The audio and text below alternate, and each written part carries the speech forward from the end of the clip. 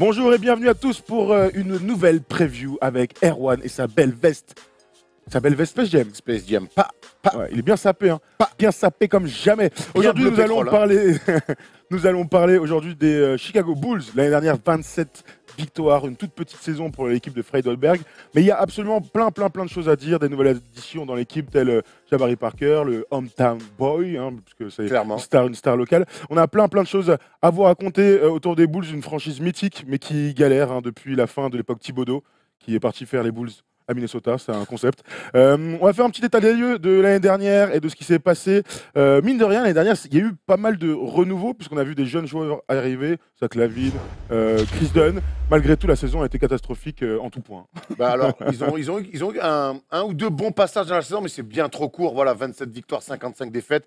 Et puis surtout, on voit au rating 28e attaque, 28e défense. En défense, on savait, en attaque, on est un peu plus surpris. Ouais, mais alors, c'est toujours le problème avec Fred Hoiberg. On va y revenir sur quelle est vraiment l'identité. Par contre, il y a eu des satisfactions individuelles. L'explosion de Lauri Markkanen, qui fait une très bonne saison rookie avec plein de promesses pour la suite.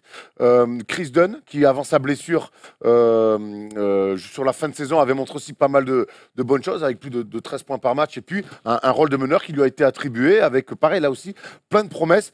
Le bilan, il est catastrophique sur la saison dernière. Par contre, il y a plein de promesses autour des Bulls.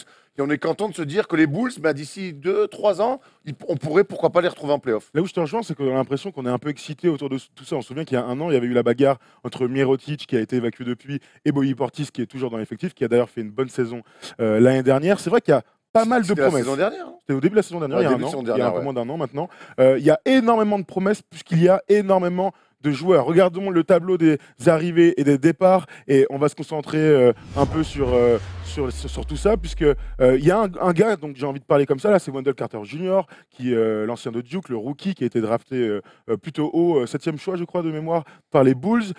Avant la draft, ils avaient annoncé qu'ils voulaient absolument l'avoir. Ils l'ont eu. Alors Wendell Carter Jr. va leur faire du bien, puisqu'ils ont Robin Lopez sur le poste de pivot. On connaît les qualités et les défauts. C'est un joueur solide, notre ami C'est pas les défauts, Robin. c'est du limite, on va De dire. limite, oui, bien sûr. Donc, Mais avec lui, tu vois quelqu'un qui peut te faire step up sur un poste clé aujourd'hui en NBA. sur un poste clé en NBA, parce que c'est vrai que sur un profil clé, c'est plus qu'un poste, Ouais, tu vois, ouais. sur un profil clé d'un mec qui va faire du cercle à cercle, qui protège, qui est très vertical, et surtout c'est un profil qu'ils n'ont pas pour l'instant les Bulls. On sait que Robin Lopez, c'est très au sol, c'est des valeurs sûres avec sa petite roulette là, comme ça, et puis défensivement, il va faire les minima. Maintenant, on connaît les limites, et avec le jeune rookie Wendell Carter Jr., où tu me confies d'ailleurs qu'il le voulait, il l'avait annoncé très tôt, il le voulait, Ils sont pas fous. ils Hein. l'ont eu, et c'est plutôt une belle addition. On l'a vu très bon d'ailleurs en Summer League, dans un registre, je le répète vraiment, qui va peut-être libérer un petit peu aussi, un petit peu plus les Zach LaVine et autres Jabari Parker. Ce qui va être intéressant avec lui, c'est qu'il est aussi très adroit. Il est à 40% à Il peut 3 mettre des points. paniers, ouais. Donc il va mettre des paniers. On en reparlera sur le style de jeu de Fred Hoiberg, mais c'est une addition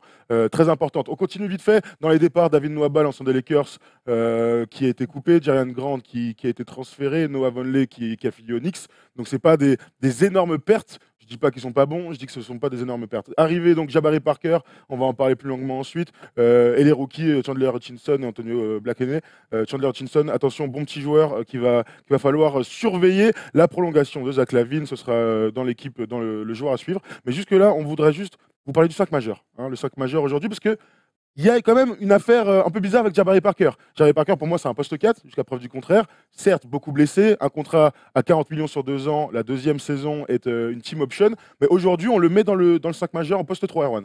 On l'attend comme un all-around. C'est un article d'ESPN qui disait ça. Bah alors, tu vois, tu dis mais on a tendance à oublier ce qu'il était un petit peu à Duke sur un poste 4 par contre, ce qu'il était un petit peu à ses débuts NBA, mais on l'a, entre ses blessures et l'explosion d'Antetokounmpo et de Middleton à ses côtés aussi, on a oublié qu'il pouvait être un petit peu dans ce registre-là de all-around. Maintenant, c'est vrai que sur la NBA, moi je le vois clairement plus comme un poste 4 que pour un poste 3, on a du mal à le voir aller défendre fort ou tenir en tout cas des duels sur des LeBron James, Kevin Durant ou autre Kawhi Leonard. Moi, ma Ça va crainte, être intéressant de voir l'évolution. j'ai deux craintes. Que Jabari Parker est capable, comme tu le dis, à l'Europe, dans un côté, je prends le rebond, je remonte la balle à la LeBron, entre guillemets, en dribble, faire des coast-to-coast. On regarde ses stats l'année dernière. Encore une blessure. Hein, il a subi plusieurs croisés, notre ami Jabari. Ouais, 2 fois. Des petites stats. Il a mis du temps à revenir. Malgré tout, il y a 2 ans, il était à 20 points par match. Et c'est sur le potentiel aujourd'hui que les Bulls l'ont signé, en se disant, si ce gars-là arrive à garder sa santé intacte, on aura du talent additionné à notre équipe. Donc, moi, ma crainte, elle est sur le tir extérieur de Jabari Parker sur un poste 3, même si Lauri Markkanen est très très adroit, même si Wendell Carter Jr. va pouvoir amener de l'adresse. Moi, j'ai cette crainte-là, et défensivement aussi, parce que l'année dernière, c'était pas l'assurance tout risque. Au contraire, c'est pas lui qui va se mettre des pelés sur les postes 3. C'était sur un retour de blessure, vraiment. Faut pas oublier que c'est un mec qui. Il n'a jamais été un grand défenseur. Non, mais je pense ça peut être une évolution. En tout cas, il est attendu comme ça. Il est aussi attendu, c'est ce que nous expliquait cet excellent article sur ESPN, avec son expérience, mine de rien. C'est un mec à l'expérience des playoffs, l'un des seuls ou l'un des rares avec Robin Lopez dans cette équipe-là. Et puis amener son QI basket. C'est un joueur quand même intelligent. Chris Dunn, Zach LaVine, même si Zach LaVine progresse, mais avec Chris Dunn, c'est quand même pas le backcourt le plus expérimenté, le plus forcément toujours qui prend les meilleurs choix. Donc il va pouvoir amener ça. Moi, je trouve que c'est un bon choix. Et en plus, au-delà du basket, tu le disais en début de preview, c'est un mec de Chicago. Et ça, Chicago, on aime bien. Souviens-toi, avant que ça explose, les genoux d'Eric Rose explosent, on adorait que ce mec-là soit du cru. On adore les gens du cru. Aussi, hein, ça reste qu'un an. On adore les gens du cru à Chicago. Donc, il peut y avoir un côté aussi affectif qui peut rentrer en compte. Maintenant, c'est vrai que Fred Hoiberg va avoir pas mal de soucis. Moi, j'ai une question pour toi. Est-ce qu'on peut voir Jabari Parker, Markkanen et Wendell Carter Jr. en même temps sur le terrain? C'est le 5 majeur qu'on a proposé, puisqu'aujourd'hui. Il y avait Robin Lopez.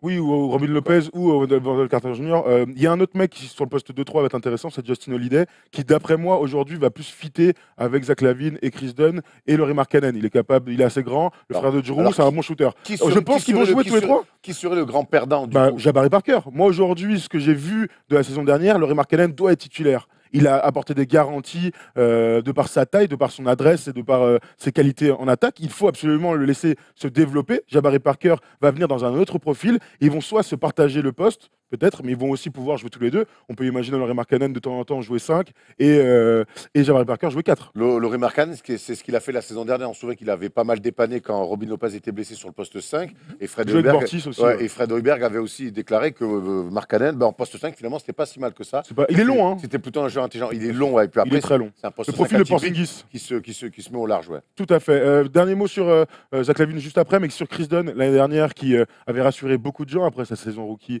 en demi-teinte du côté de Minnesota. On lui avait pas fait confiance. Et puis même lui était pas au niveau.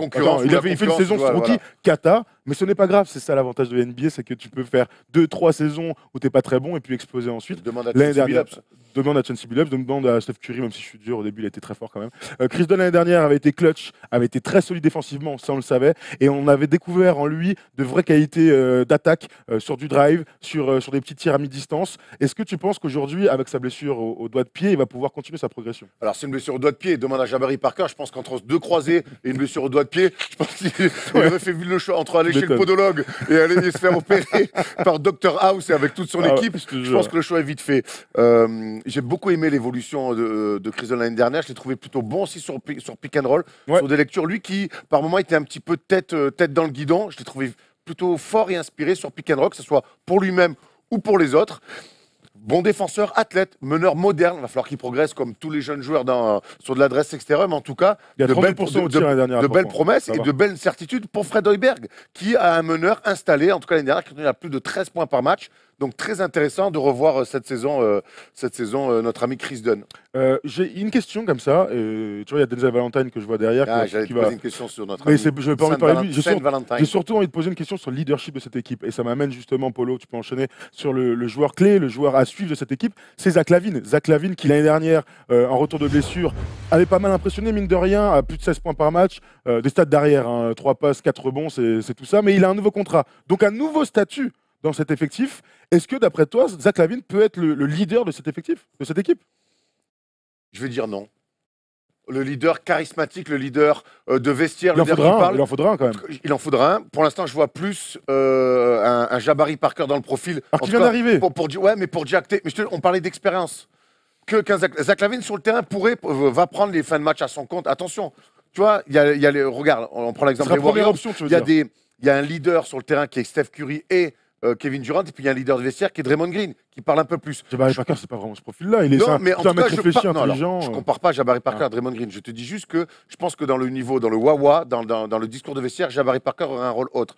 Je pense que Zach LaVine, aujourd'hui, il faut qu'il se concentre un petit peu plus sur son leadership sur le terrain, sur s'occuper des fins de match et jouer un peu juste. Il a très bien évolué entre la fin de son parcours à Minnesota et sa blessure et son retour à Chicago. Je crois qu'il faut qu'il continue. Maintenant, ne pas trop en demander à Zach LaVine non plus. C'est un un poste 2 qu'on a fait jouer meneur, qui s'est cassé pas mal les dents sur les lectures de jeu. On se souvient d'un article terrible de son coach de l'époque à Ministère qui l'avait démonté. C'est un mec qui a encaissé quand même pas mal de coups, une blessure qui revient.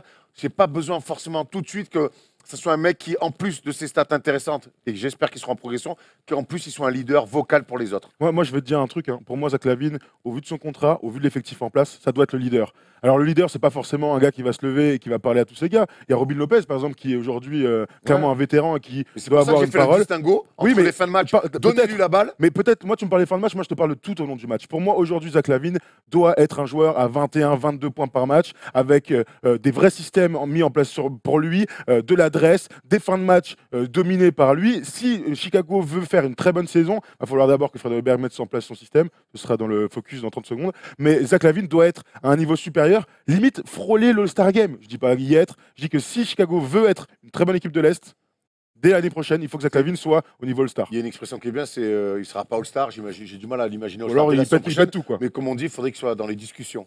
Ouais, complètement. Voilà. Si à Noël, Zach LaVine est à 20 points par match et qu'il il est dans les discussions pour être au All-Star Game, je pense qu'il aura fait un super début de saison. Il en a les Il capacités. est arrivé blessé. L'année dernière, il fait une très bonne fin de saison. Et puis on lui re-signe un contrat intéressant de 78 millions sur 4 ans. Il est plutôt, en tout cas, ils l'ont mis dans les bonnes ils l'ont mis dans les bonnes conditions. C'est à lui d'assurer. Maintenant, entre faire des bonnes stats et être un leader, on sait que c'est pas tout à fait le même sport. Oui, mais tu peux faire les deux aussi, ça arrive. Hein. Ouais, mais demande à Melo, par exemple, tu vois, qui a toujours fait des stats dans sa carrière, mais qui n'a jamais été un leader. Attention, la comparaison, elle est dure, elle est froide par rapport à un joueur autre qu'est Carmelo Anthony, mais pas confondre faire des stats et vouloir être All-Star de son côté et être un leader pour faire gagner son équipe. Moi, j'aime bien quand même que les mecs, ils fassent gagner aussi. Oui, mais en général, quand tu es All-Star, tu fais gagner ton équipe. En fait, c'est toujours pareil, tu peux le mettre dans. Je vois le côté mauvais ordre. Si son but, ça lui, c'est d'être à 20 points par match et l'All-Star Game, il n'a pas compris. Par contre, si son but, c'est d'être très bon, être leader, gagner des fins de match, il sera à 20 points. Quand tu fais ça, le All-Star arrive toujours naturellement. Exactement. Très impatient de voir. On a un petit focus sur Fred Hoiberg parce qu'il y a énormément de choses à dire sur le coach des Bulls. Ah oui. They do have a timeout. Decide not to use it. Curry, way downtown. Bang! Fred Hoiberg, ça fait déjà 3 ans, 3 saisons complètes qu'il est à Chicago. On se souvient qu'il avait pris la suite de Tom Thibodeau. Les dirigeants l'avaient mis en place. Ça n'avait pas du tout marché puisqu'il il avait un profil complètement différent, complètement à l'opposé de Thibodeau. Ça s'était soldé la première saison par une saison sans playoff, 41 victoires, 42 victoires. Saison d'après, ils vont en playoff avec Rondo, Eddie Wade et Jimmy Butler et les jeunes qui s'échauffent un peu, 41 victoires. Et l'année dernière, patatras, c'était un peu l'année de transition, mine de rien. Ils avaient tout fait péter, Jimmy Butler était parti. C'était une petite saison à 27 victoires. Alors aujourd'hui, avec un effectif jeune, avec mine de rien du potentiel et du talent, est-ce que on peut imaginer Fred Hoiberg mettre en place le jeu qu'il affectionne? Moi, je ne peux pas imaginer autre chose de la part de Fred Hoiberg que enfin mettre son fameux jeu offensif. On rappelle que quand il arrive d'Iowa, en NCAA, c'est un coach Iowa, je crois juste. Ah ouais? Il me semble. Iowa. Bon. En tout cas, c'est le bon état. C'était l'ancienne fac de Marcus Pfizer. Lui aussi, un ancien Chicago Bulls. Voilà pour l'info. Il me semble que c'est juste Iowa. Tu me mets le doute. Bon, pas très grave. En tout cas, quand il arrive de NCAA, on dit c'est un coach d'attaque, donc ça coupe avec l'héritage Thibodeau. Et en fait, ça n'a pas marché. Après, c'est compliqué. Il y avait les vestiges de Tom Thibodeau, le style Tom Thibodeau, les résultats de Tom Thibodeau. On lui a beaucoup tapé dessus. On pensait qu'il n'avait pas les épaules pour le poste. En tout cas, il a été conforté par les dirigeants. Aujourd'hui, il a l'équipe, pour moi, qu'il rêve d'avoir depuis 3 ans. Des jeunes, beaucoup d'attaquants, de l'adresse, dans un basket un peu small ball où on met beaucoup de rythme. Alors, cette année, je ne dis pas que c'est sa dernière chance, loin de là, mais en tout cas, je souhaite, j'ai envie, j'espère pour tous les fans des Bulls qu'on va commencer à avoir un début de cohérence chez Fred Hoiberg et qu'il ait un peu la main sur le coaching. Alors, 2 infos, Erwan. Paul me dit c'était bien Iowa State. Iowa State, 1-0 pour toi. 1-0 pour moi. Et je te rejoins complètement. Pour moi, il y a 2 choses qui sont très importantes. Il va falloir qu'il arrive à développer des jeunes joueurs de talent dans son idée de jeu, dans sa philosophie de jeu, c'est-à-dire donc l'attaque, du spacing. Wendell Carter Jr. est parfait dans ce système-là. Lauri Markkanen est parfait dans ce système-là. Des grands qui peuvent s'écarter. Mais il va falloir aussi gagner des matchs. Je dis qu'aujourd'hui, on ne leur demande pas d'être en play-off. Ce serait une belle surprise qu'ils y soient. mais il faut être à la lutte. Il faut être en février, 10e, à 5-6 victoires. Parce qu'il faut aussi appuyer un système de jeu, des talents, avec des victoires, sinon ça n'a aucune importance, aucun impact quelque part. J'ai deux choses, j'ai deux stats pour toi, ça va te plaire. La saison dernière, les Bulls, ils finissent à 16 matchs derrière le 8e qui était les Wizards. L'objectif, comme tu le dis, les playoffs, on va pas se mentir, s'ils le font, c'est génial. Oui, bien sûr. S'ils le font pas, on va pas non plus. On va pas contre, ils ont le droit de se rapprocher, qu'il y ait plus 16 matchs d'écart entre leur bilan et celui du 8e. Soit 33 victoires, 34 victoires. Et puis on parle aussi de se créer une identité au-delà des victoires et des défaites, au-delà du bilan.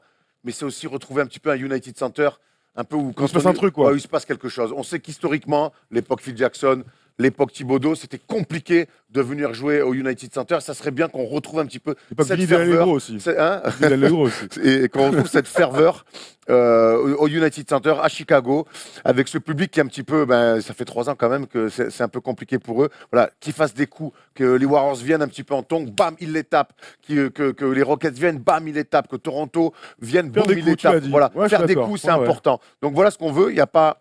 On va pas lâcher un chiffre comme ça, mais en tout cas se rapprocher de cette 8e place le plus longtemps possible et puis faire qu'à domicile, le United Center redevienne ce qu'il était. En tout cas, ça fait partie des petites franchises qu'on a envie de voir en début de saison. J'ai envie de voir les rotations, j'ai envie de voir si le jeu se met en place. Dès la pré-saison, on va peut-être voir certains concepts, certaines manières de jouer des Bulls qui vont être vraiment, vraiment très intéressants. Tout le monde adore cette franchise sur le principe, à part les fans de Détroit ou de Wax et de New York. Voilà. Mais voilà, donc on a fait le tour à peu près pour toi sur cette équipe de Chicago Bulls. S'ils s'approchent des 33 victoires, ce sera une bonne saison. S'il n'y a pas de blessure aussi, on souhaite que Jabari Parker fasse une belle saison pour qu'il soit prolongé la saison d'après. Il y a plein de petits trucs comme ça, de joueurs qu'on apprécie, et on va suivre ça avec beaucoup d'intérêt. Grave, c'est les Bulls, mine de rien, tu vois, c'est cette espèce de franchise qui, peu importe les résultats, on a envie de voir les Bulls revenir au plus haut niveau. Puis la manière, tu parlais du bilan, 32, 30. Ça. Moi, je ne veux même pas voir ces chiffres, moi je veux la manière. Je veux qu'on commence à... S'il y a un début de style, Hoiberg restera en place et puis voilà, l'avenir leur appartiendra. S'il n'y a toujours pas de style et qu'ils arrivent quand même à faire 33 victoires parce qu'il y a du talent, ce sera un peu plus inquiétant. La manière sera aussi importante côté Bulls. Très bien, chers amis, on se retrouve dès demain et je crois que ce sont les Sacramento Kings qui seront sur le grill. Donc on se retrouve demain, on vous souhaite une bonne journée. Merci Erwan, merci Polo, merci Sully. Ciao, ciao les gars.